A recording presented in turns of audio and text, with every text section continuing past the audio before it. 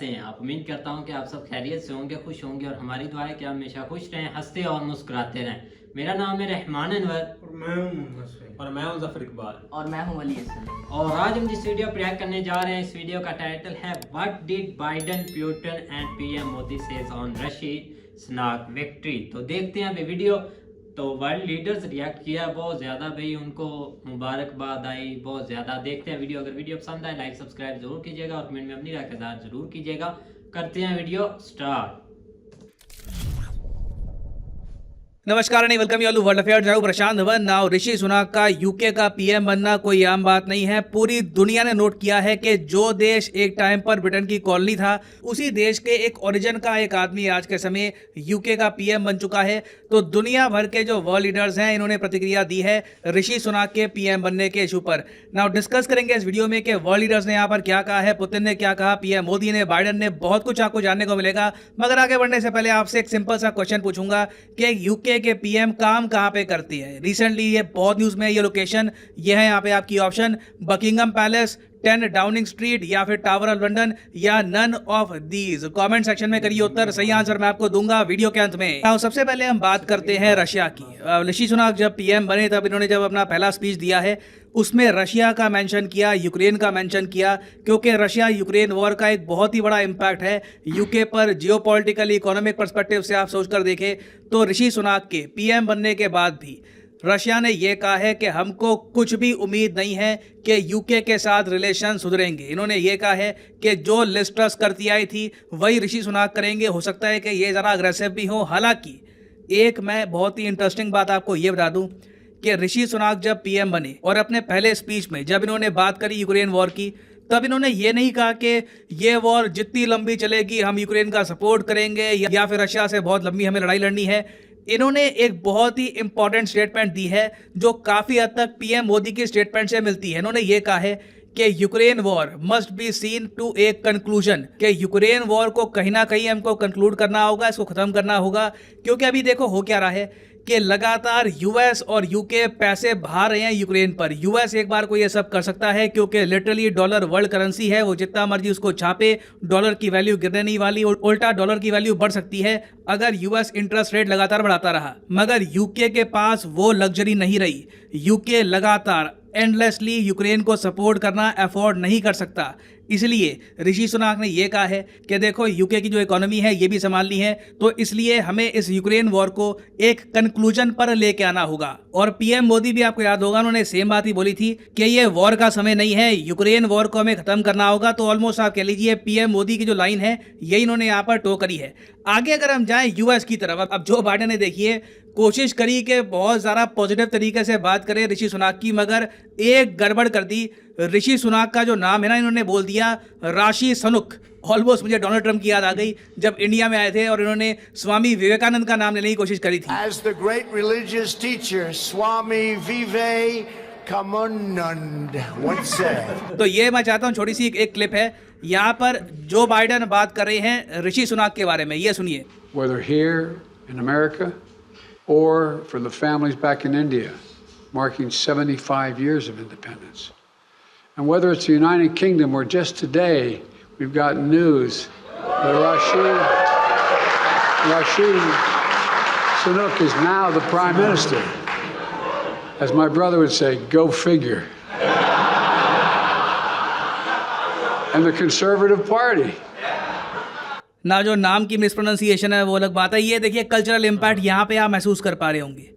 ऋषि सुनाक का पीएम बनना इतनी बड़ी बात इसलिए क्योंकि अभी जो आप कह लो जो एंग्लो पॉपुलेशन है, चाहे यूएस हो यूके हो, इनका नाम तक प्रोनाउंस नहीं कर पाती। ये इसलिए it is a very special moment. इसलिए बाइडेन ने ये भी कहा है कि ये एक ग्राउंड ब्रेकिंग माइलस्टोन है। अमेरिकन्स भी इस बात को लेकर इम्प्रेस्ड है कि फाइनली यूके में जब एक नॉन वाइट पीएम बना तो वो एक इंडियन ओरिजिन का आदमी था। और आगे बाइडेन ने ये भी मेंशन किया है कि ये सब किया किसने है, किस पार्टी के अंडर हुआ है, कंजर्वेटिव पार्टी के अंडर। बाइडेन ने अलग से मेंशन किया है कि कंजर्वेटिव पार्टी जो यूके की राइट विंग पार्टी है, जिससे आप एक्सपेक्ट नहीं करते कि ये लोग माइनॉरिटीज को मौका देंगे पीएम बनने का, मगर यहाँ पर ये हुआ है और ये मैटर करता है। ये पूरी दुनिया मान रही है कि मैटर करता है। सिर्फ ऐसा नहीं है कि इंडिया में लोग खुशियां मना रहे हैं, पूरी दुनिया में ही इस मैसिव चेंज को लोग ऑब्जर्व कर रहे हैं। और बाइडेन को देखिए आने वाले कई सालों तक, अभी 2025 में अगले इलेक्शन होंगे यूके में, तो मोस्ट प्रॉब्ली ऋषि सुनाक यूके के पीएम बने रहेंगे 2025 तक।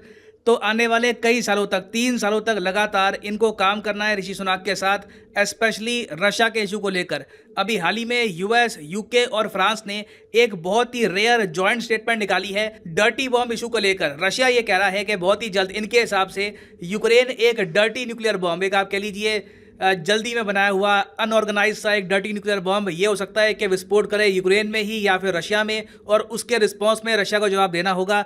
तो इस इशू पर यूके, यूएस और फ्रांस कलेक्टिवली बहुत ज़्यादा काम कर रहे हैं, और ये जो डर्टी बॉम्ब का इशू है एक बड़ा सरदर्द भी रहेगा इन तीनों देशों के लिए। ना फिर हम आते हैं चाइना पर। चाइना बहुत ज़्यादा नर्वस है ऋषि सुनाक के प्राइम मिनिस्टर बनने पर, क्योंकि ऋषि सुनाक ने इन द पास्ट बहुत ही कड़े शब्द यूज़ किए हैं चाइना पर, और चाइना की सरकार ने यहाँ पर यह कहा है कि हम चाहते हैं कि हम अपने रिलेशंस एडवांस करें यूके के साथ। मगर जो रिसेंटली एक आप कह लीजिए खुलासा हुआ है कि यूके के कई जो फॉर्मर पायलट थे, जब ये सर्विस से रिटायर हो गए, जब ये घर में बैठे हुए थे, तब चाइना की सरकार ने इनको अलग से पैसे दे दिए और ये चाइना में गए चाइना के पायलट्स को ट्रेन करने के लिए। जो ये बात का खुलासा हुआ है ना, इसके बाद आप देखोगे यूके और ज़्यादा अग्रेसिव हो जाएगा चाइना के अगेंस्ट, क्योंकि यूके की सरकार को भी इस टॉपिक के बारे में प्रॉपर इंफॉर्मेशन थी नहीं। ये अचानक से जर्नलिस्ट के थ्रू पता लगा है कि यूके के पायलट्स इस तरीके से बिक गए चाइना के हाथों। तो डेफिनेटली आप देखोगे यूके चाइना रिलेशंस में बहुत ज़्यादा अभी नेगेटिव पॉइंट्स आने बाकी हैं।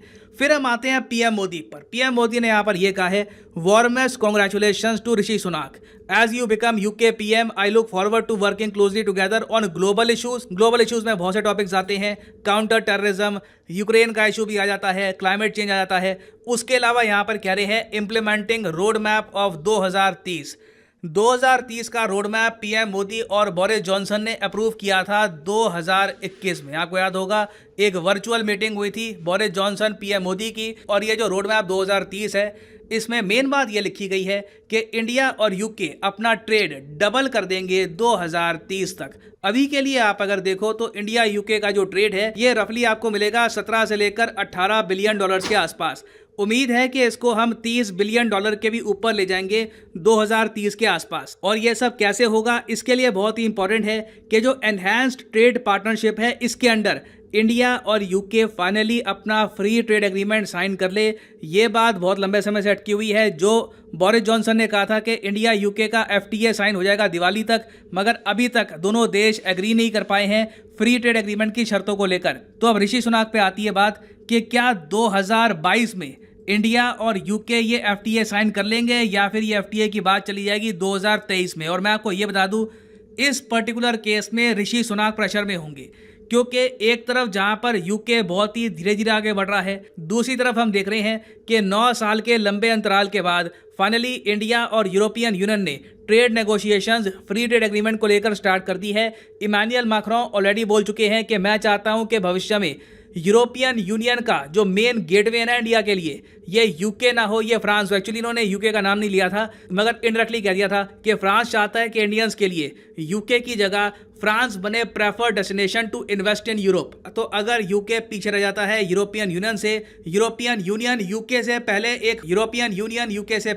एक फ्री ट्रेड एग्रीमेंट साइन कर लेता है, तो ये एक बहुत ही बड़ा ब्लंडर होगा यूके के लिए। क्योंकि आप सोच कर देखो, ब्रेक्जिट हुआ क्यों था? ब्रेक्जिट इसलिए हुआ था ताकि यूके अपनी शर्तों पर फ्री ट्रेड डील्स कर पाए कंट्रीज के साथ बिना यूरोपियन यूनियन के प्रभाव के। तो इंडिया अगर ज़रा फोकस हो जाता है यूरोपियन यूनियन की मार्केट पर रादर देन यूके मार्केट, तो आप मान लीजिए यूके बहुत पीछे रह जाएगा।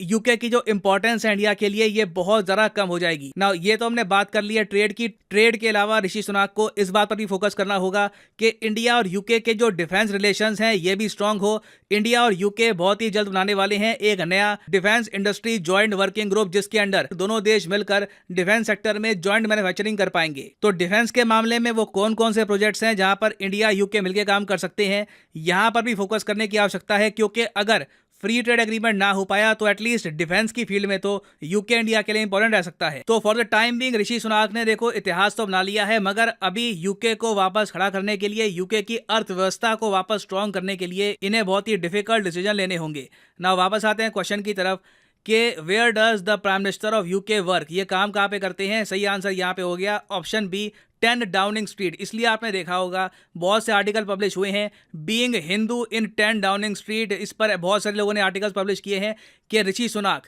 पहले नॉन वाइट इंडिविजुअल होंगे जो पीएम का ऑफिस है 10 डाउनिंग स्ट्रीट में, वहां पर काम करेंगे। और फाइनली यहाँ पर मैं ये भी ऐड कर दूं कि आप किसी भी एग्जाम की तैयारी कर रहे हैं, चाहे UPSC, SSC bank, NEET, IIT, JEE, comment section में जाओ इस वीडियो की और यहाँ पे पिन कमेंट में आपको मिलेगा ये लिंक और यहाँ पे आप परचेज कर सकते हैं the course of your choice. For example let's say आपको परचेज करना है आईआईटी एग्जाम का कोर्स, तो सिंपली यहाँ पर क्लिक करिए आईआईटी पर और यहाँ पे आप परचेज कर पाएंगे कोर्स ऑफ योर चॉइस। और जो प्राइसेस यहाँ पर लिखी है ना, फॉर एग्जाम्पल यहाँ पे आप देख पाओगे लिखा है कि आप 42 मंथ का जो कोर्स है ये आप परचेज कर सकते हैं सिर्फ 1900 रुपये पर मंथ देकर। ये प्राइस पे करने की आवश्यकता बिल्कुल नहीं है, सिंपली यहाँ पर कोड यूज़ करिए PD10 और प्राइसेस गिरना स्टार्ट हो जाएंगे। ये कोड आपको डिस्काउंट देगा यूपीएससी, एसएससी, नीट किसी भी एग्जाम के कोर्स में on Unacademy. So use the code PD10 and save your hard earned money. So इसी नोट के साथ ये है वीडियो का अंत। Thank you for listening and as always God bless you all.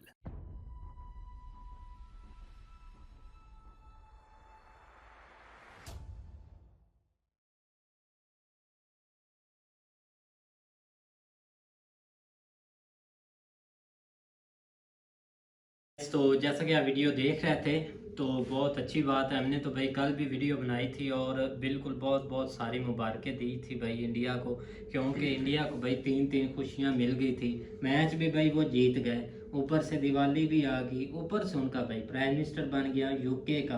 देख ले भाई, ये होती है चीज़, ये होती है भाई क्वालिटी बंदे की, और अपनी स्टडी की पावर होती है, अपने मुल्क की पावर होती है, ये चीज़ होती है। तो इसीलिए मैं तो बोलता हूँ कि भाई आज बंदा मिला है कि भाई एक दुबई में काम करता है चाइना की कंपनी में, और वहाँ पर जो है ना इंडियंस वो भी बहुत ज़्यादा काम करते हैं। और उसने बताया भाई, कसम से मैं झूठ नहीं बोल रहा, उसने ये बताया कि आप उनके बच्चों से भी अगर बात करें ना, इतनी तेज़ वो इंग्लिश बोलते हैं कि आपको ऐसे यहाँ पर बंदे नहीं मिलेंगे पढ़े लिखे हुए भी। कौन भाई? देख लें कि उस बंदे ने ऐसी बात बताई है कि भाई वो बहुत, उन्होंने बोला कि यहाँ पर जो टैलेंट वैलेंट नहीं है ना, ये आगे इतना जा सकते हैं, इन पर भाई उन्होंने वैसे बात की ना। तो वो लेने का क्या है पाकिस्तान? यार दुबई में काम करता है 7 साल से चाइनीज कंपनी में, वो वैसे बता रहा था, उसको पूछा था ना इनके बारे में क्वेश्चन, तो उन्होंने वो बता रहे थे कि वो बहुत पढ़े लिखे इंसान हैं और बहुत वो तेज़ हैं। और वो आप देख लें कि वहाँ पर भी वो बोलता है, कंपनी में भी ना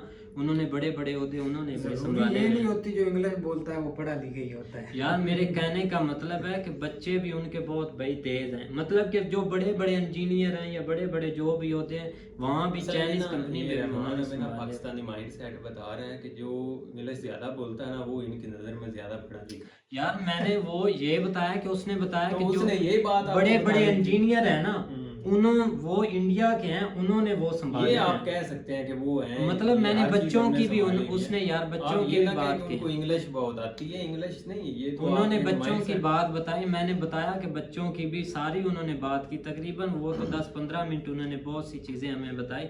मैं तो एक छोटी सी बात लेकिन देखा जाए ना, अभी तो उसने मतलब कि प्राइम मिनिस्टर बने, अभी देखो क्या है कि इकोनॉमिक रन करता है कि नहीं करता। अब ये तो अभी तो ओहदा अभी संभाला है ना, अभी तो पता चलेगा जब काम स्टार्ट होगा, क्योंकि पिछली ने भी इसी वजह से इस्तीफा दे दिया था, उससे कंट्रोल नहीं हो रहा था भाई। मेरी बात लिखवा के रख लो, सब कुछ कंट्रोल भी कर लेगा और आपको दिखाएगा। आप सर प्रशांत की वीडियो बनाओगे कि आज उन्होंने ये कर दिया, ये मैं ये नहीं बोल रहा आगे बहुत लेकर जाएंगे भाई। वो ठीक है कर ले, मैं तो ये भी बोलता हूँ कि वो इंडिया का कोई नूर भी हीरा भी उनको दे दे। आप तो उनके बंदा बन गया ना प्राइम मिनिस्टर अपने घर का। बिल्कुल भाई देना चाहिए, क्या बात है इसमें। तो भाई चीजें वो जो साइड पे निकल जाती हैं। असल में बिल्कुल जो है ना, वो हमने रात को भी इसके ऊपर वीडियो बनाई है। ये एक बहुत बड़ा गर्व वाला जो है ना वो काम है। हम तो सारा दिन, हमारे मीडिया बजाय इसके कि इस चीज़ को कवर करते, हमें तो सारा दिन यही समझाते रहे कि ये गुजरांवाले से था ये गुजरांवाले, हाँ बिल्कुल, पाकिस्तान से गुजरांवाले से क्या बात है, चला गया नैरोबी में है, वहाँ पे इसके जो है ना वहाँ पे ये पैदा हुआ, वहाँ से फिर आगे चला गया। ये हालांकि रात को में जो है ना वो हमें पता चल गया था, लेकिन गुजरा वाले का नहीं पता था। वो जो है ना वो इधर बहस, बल्कि सर प्रशांत की एक शॉर्ट वीडियो भी आई थी बिल्कुल भाई। गुजरा वाला देख ले भाई इनको। एक लड़का जो है ना वो तो बम्मा को भी गुजरा वाले का नहीं, उसके मतलब के ग्रैंडफादर वो इधर गुजरात ओबामा भी भाई पाकिस्तान गुजरा वाले से था, लड़का नहीं, बोल रहा था। नहीं वो नहीं था। इसके जो मतलब के जो ये बोल रहे हैं कि ग्रैंडफादर और दादा माँ और जो भी है दादी वगैरह वो इधर से मतलब कि उनके तो उसके लिए जो है ना चैलेंज वाकई बहुत ज़्यादा है। फर्स्ट ऑफ ऑल तो बाइडन ने उसको जो है ना वो इसके ऊपर मुबारकबाद दी, क्योंकि ये एक टाई अप करके चलना जो है ना वो अब थोड़ा सा मुश्किल होना। उसकी रीज़न क्या है, क्योंकि थिंकिंग थोड़ी सी डिफरेंस है वहाँ पे और इस बंदे की। इसका ये होगा जिस तरह उन्होंने रशिया यूक्रेन के ऊपर एक स्टेटमेंट दी है ना, वो बहुत अच्छी स्टेटमेंट दी है पीएम मोदी की तरह ना, कि हमें जो है ना इस चीज़ से अब जो है ना वो थोड़ा तरीके से जो है ना वो हैंडल करना होगा। लेकिन यूएसए अपने हिसाब से सोच रहा है। तो बाकी उधर आज यूएसए उधर व्हाइट हाउस में उन्होंने दिवाली तकरीब भी की थी शायद। बिल्कुल भाई ये देखिए वीडियो, देखिए जनाब और खुद लगे हुए थे। हाँ जी। बाकी चैलेंज उनके लिए बहुत हैं। बिल्कुल फर्स्ट ऑफ उनको जो है ना वो इकोनॉमिकली ये चीज़ें जो है ना वो पहले देखनी होगी। बाकी ट्रेड के वाले से अगर देखा जाए तो ज़ाहिर बात है इंडिया के लिए लचक होगी, इसमें कोई शक नहीं है कि इसके लिए लचक नहीं होगी। जो भी इंडिया से ऑलरेडी यूके के कौन से उनके साथ को मसले मसाइल है, कोई नेवर कोई किस तरह का कोई ऐसा सीन नहीं है। लेकिन ये है कि ये ट्रेड का जो दिवाली तक ओके होना था वो अभी नहीं हुआ, तो वो एक जस्ट एक काम होगा। तो बाकी उनके ऑलरेडी उनके साथ सिस्टम ठीक है। बाकी हमारी दुआ है कि वो हमें तो इस चीज़ के ऊपर खुशी है कि वो बना है और अब परफॉर्म करे। जितना वो परफॉर्म करेगा हमें जो है ना उससे ज़्यादा जो उसका ज़्यादा ही जो है ना वो सुकून होगा, मतलब एक अच्छा लगेगा कि चलो कम अज़ कम उसको एक मौका मिला, उसने जो ना वो परफॉर्म करके तो दिखाया ना इसके ऊपर। बिल्कुल भाई क्या बात है। तो उम्मीद करते हैं कि गाइस आपको वीडियो पसंद आएगी। अगर पसंद आए तो लाइक सब्सक्राइब जरूर कीजिएगा और कमेंट में अपनी राय का इज़हार जरूर कीजिएगा। अल्लाह हाफिज़।